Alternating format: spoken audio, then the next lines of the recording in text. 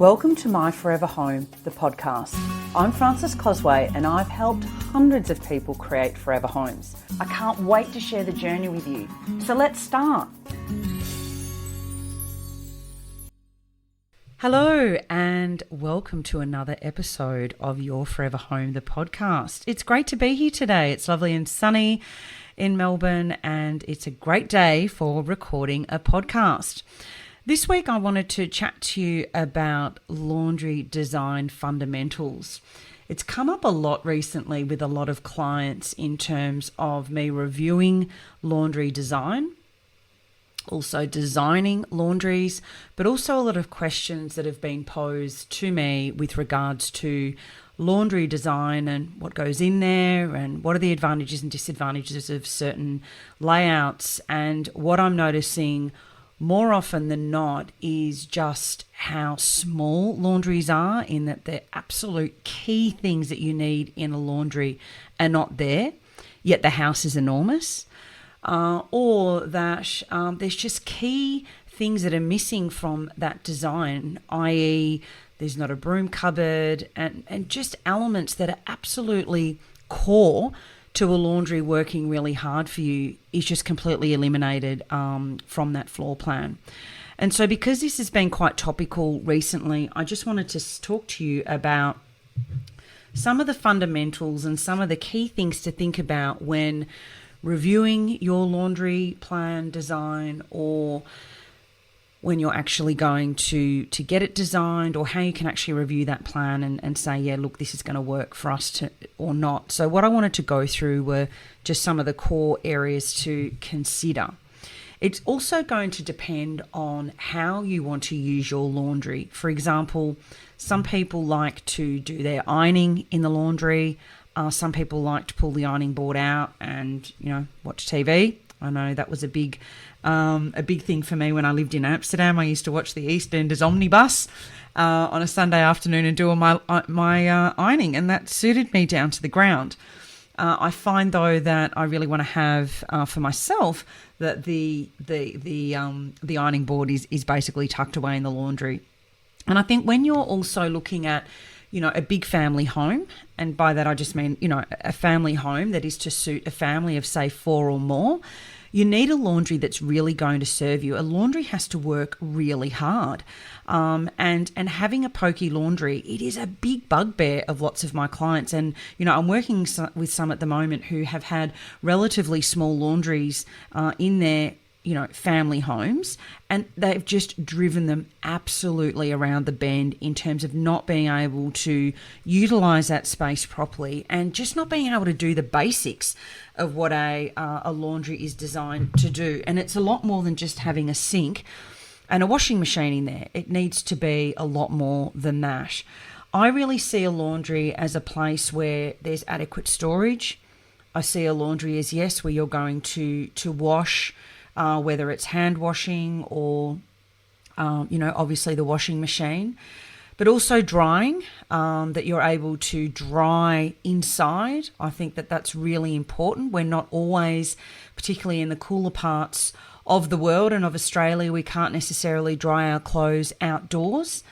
And there are decisions that people will make around whether they want a dryer or not. Again, I have clients that never dry their clothes outside. I am definitely a person that is very pro drying your clothes outside. Not only is it much more environmentally friendly, there's just something nice about having crisp sheets that have come off the line rather than out of the dryer. It saves masses of energy because a dryer is not very economical, but it just means you're just getting a completely different feel. You also need to be able to store long items like an ironing board, like your broom, your vacuum cleaner, be that a stick vacuum cleaner or whatever it is. I mean, it used to be dustbusters in the day. So you need to think about how many items of these types do you have? How big does that cupboard need to be? And when we go back to the drying element, is it going to be on a clothes horse? Not ideal. Are we going to have a drying rail? Is it going to be a drying rail and maybe a hanging rail as well? So all of these things need to be considered. And so what I think you need to think about is how you want to use your laundry. Are there things that you love or really dislike about your laundry now and how it operates? How do you ultimately want to be able to use it? Now, another example of, the ironing scenario is that some people really like the idea of having a pull-down ironing board. That can take up a lot of space. For me, I'd want to store a few more things in my linen cupboard than have the pull-out ironing board. But there are different ways that you can actually integrate that into your laundry. And so one of the big questions that I thought I'd chat about at the moment is around the washer and the dryer. Now, in Australia, where particularly, 15, 20 years ago, a top loader that's what everyone had. There was no, there weren't really any front loaders in that time. And so if you've got a top loader, it's going to take up more space. There are definitely advantages with having a top loader machine. And I think one of the biggest reasons people have one is, as the cycle's still going, lift the lid, chuck more stuff in. You don't get that freedom as much with a front loader. And you generally have a bigger barrel, so you can generally put in more washing. However, some of the front loaders at the moment are just getting bigger and bigger in terms of their internal drum measurement. So that's not as much of a consideration now in terms of getting a top loader. But I think one of the biggest issues with a top loader is the fact that you need to lift the lid. And so any of that space above is pretty much out of bounds. We can't put a dryer on top of there unless it's going to be really high, which then makes it very difficult to get to. Overhead cabinetry is limited. And so I find that if I can get a client to think about maybe perhaps going to a front loader, it means you're going to have a lot more flexibility.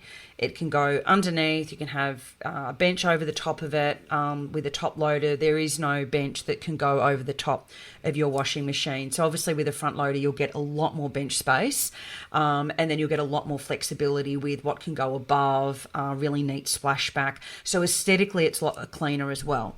But if we're thinking about a front loader, often the big choice is, do we have the front loader underneath and we have the dryer side by side, so running underneath the bench top, and of course the bench goes over the top, or do we have a washer underneath and then the dryer on top, so effectively stacking them?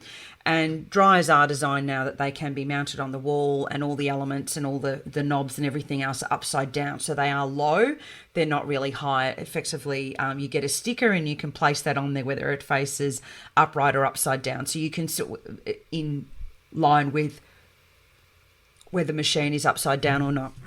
So one of the advantages I find with having the washer and dryer stacked is you can have all of that at one end of the laundry. You can still have a beautiful splashback and so forth. But what I like about that is it frees up a lot of the space under the bench for other things. Things like washing baskets. I don't know how many laundry designs I have seen with no washing baskets. Or the laundry chute is in another room. And I just don't see the functionality and the purpose with that. Why would you have a laundry chute that went to another room in the house? And another conversation I have with clients around the laundry chute, while we're talking about laundry chutes, is it can actually end up creating a lot more work for you because it all comes down in one big bundle of clothing. It's not sorted. And for those of you who are like me, who like to do a dark load and a white load and have it all sorted before you're going to actually put it into the machine, having a laundry chute just makes more work for you. Your kids are not going to come downstairs, or anyone else for that matter, and go through the laundry chute and then sort that all into your darks and your lights. I'm yet to see that happen. Please enlighten me and let me know if that happens in your home, because I'm yet to meet anyone or know of anyone that actually has their kids or someone else in the house that is going to sort all of that for them so that when they do the washing, they have got everything as it should be. So that's laundry chute. That would be a big bugbear of mine. I do not have a laundry chute for that reason. I did not want to create more work for me. My children are trained that they can put their laundry in the darks or the lights. They they get it mixed up a little bit, but generally we're pretty good. And I feel that that should be their responsibility to bring down their washing and put it into the baskets. I've got to do it, so why shouldn't they?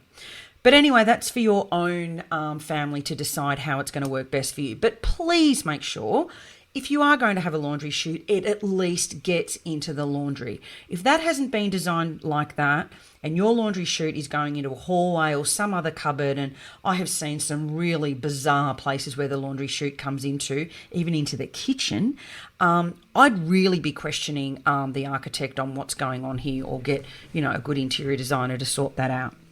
So anyway, I digress, back to the washer dryer. So if your washer and dryer are stacked, the dryer is above the washer, it means then this premium, what I call premium real estate under the bench top, can be for washing baskets. Pull out, they're basically just like a big drawer. Sometimes the internals can lift out, but it means that you've got, at a minimum, darks, lights. I've got clients that have sports gear, and I've got clients who also have hand wash. Fantastic. If you've got the space to do that, that's going to make your life so much easier. Train the family. But at an absolute minimum, I really think that you need to have two, one for darks and one for lights, particularly with a family. If it's just yourself or just you and your partner, then I think having one's probably sufficient. But that for me is premium real estate underneath that bench to get those wash baskets in. They can't go overhead. And that's why I think that the dryer overhead is saving you that premium real estate underneath the bench. So you might have a couple of, you'll have a bit of space for your two washers. Your two washing baskets. The other thing you need to think about is a linen cupboard. You need to have storage in your laundry. Again, I don't know how many times I have seen floor plans where the laundry in a really decent sized family home is basically a sink, a tiny little bit of bench, and a washer and dryer underneath, and that's it. And so, I'm sitting there questioning, well, where's your broom going to go? Where's your iron going to go? Where's your vacuum cleaner going to go? Your mop and all that sort of stuff. You need to have a broom cupboard. Now, there can be an argument to say that could actually go in, a hallway where it's more easily accessible to the main parts of the house, depending on where your laundry is. Some people I know would like it into their pantry area because they want to sweep up really easily. I suppose it also depends on, how often you're going to access that, where you perhaps need to charge your Dyson or whatever it is. But you really need to have that long cupboard so that you do have the option of storing those sorts of things. And I cannot believe that laundries are designed without a broom cupboard. The other thing that I get absolutely perplexed by are overhead cupboards that are just not existing in a laundry. And for me, that's also prime real estate, particularly in a family home, because that is where you've got all your first aid, your medicines, your detergents, all that stuff can go in the overhead cupboards. So not only is it utilising and maximising your storage, means that you've got that prime real estate underneath your bench clear of all your detergents and everything. Your buckets and things can go in the broom cupboard or under the sink, but it also means that you're getting all of that stuff out of kids' reach. All the medicines, all your shoe polish, and all that stuff that I believe needs to be stored in the laundry is all away from harm's way. So for me, it is an absolute no-brainer that those overhead cupboards are really, really gold. And look, in a laundry, I see a lot of open shelves, and that is a more cost-effective way. And certainly you can store all those things, in shelves also as overhead, in an overhead scenario. But I suppose it is better if it's behind cupboards. It just keeps it neater. And so it just keeps everything quite, tucked away and nice and neat. The other thing is, I'm coming back to the drying, but think about how you're going to dry clothes in winter or when you aren't going to be using a dryer and it is raining for days and days on end. And let's face it, it happens. Where are you going to dry? I know, I would definitely like all my things to be dried in the laundry. I don't want it coming out to the spare room or in the family room. And so if you've got the space, I'd really encourage you to make sure that there is a provision in your laundry to be able to dry clothes. It may be on a clothes horse. There's a cantilever drying rail that I've got that basically adheres to one wall. and it's used a lot in apartments. I don't know, I've lost track of how many times I've specified it, because, you know, it can dry king size sheets, and it's got multiple rails, and it's just absolutely fantastic. But you need the space for that as well. You need, you know, the width that you can, you know, get that in there. But it doesn't take up a lot of space, but it will actually cut off one side while you are drying things. Having a drying rail also underneath your overhead cupboards, particularly for drip drying and things like that over the sink, is also really useful. I feel that it's also really useful for when you're ironing in the laundry, that you can hang all your shirts and any other things that you're ironing can also then be hung on that rail. It's also gold for actually drying men's shirts or women's shirts, but just shirts that are then dried on a hanger will actually, you know, eliminate a lot of the wrinkles anyway, so less ironing, and it all dries on coat hangers, so it's just much neater as well. So I definitely think that that's something to consider too. So they were pretty much all the things that I wanted to run through in regards to laundry design, the fundamentals, and particularly when you're thinking about, you know, in a family home, all the things that you really need to have in there. When we're going to European laundry design, that's where effectively your laundry is pretty much tucked behind a cupboard. I think the principles are very much the same, that you have your washer and your dryer stacked. You've got a little bit of bench space, a sink, and a little bit of overhead cabinetry. It's just going to be much smaller. The broom cupboard may actually go then in another area. It may go in a hallway cupboard. You may have enough space to get that in as well, but just get the absolute fundamentals in there. And there are some really amazing ways that you can incorporate a European laundry into a home. I wouldn't suggest them for a large family home, simply because it's not as serviceable when you are in a family home, and there is so much washing and so many things that we need to, you know, sort out in the laundry, whether we're doing all our drying there, our folding, whether we've got that really long bench space is really, really useful for doing all our folding, putting our baskets there and so forth when we're bringing it in off the line. So for a family sized home, I definitely suggest that you do have a good sized laundry. Surprisingly, particularly in Australia, they are rated. Like, a laundry does rank as, you know, it might not be up there with kitchens and bathrooms, but it's really not that far behind in terms of a laundry really being, wow, yeah, I'm loving that laundry. I want that sort of laundry in my home, and adding value to a home. So make sure you consider that too. So look, I hope that's helped you out in terms of what are some of the key design elements that you need in your laundry, things that you need to consider to make sure that your laundry is going to work super hard. Think about how you use it now. Think about how ideally you want to use your laundry and how it needs to serve you. That's the most important thing. And let's remember, it can look amazing, and on Pinterest and everywhere else you might see these incredible looking laundries. But if they're not going to function and serve you, it doesn't matter how amazing they look, they're not going to work. And if they're not working, you just get frustrated. So eliminate the frustration, work out what is going to work for you the best, and get designing. I'll see you next time on Your Forever Home, the podcast. Bye for now. Thank you so much for listening to this episode of My Forever Home. If you're ready to renovate or build a new home and you need help to create a beautiful and functional forever home, you can book a chat with me directly at whitepebbleinteriors.com.au/chat. Have a great day.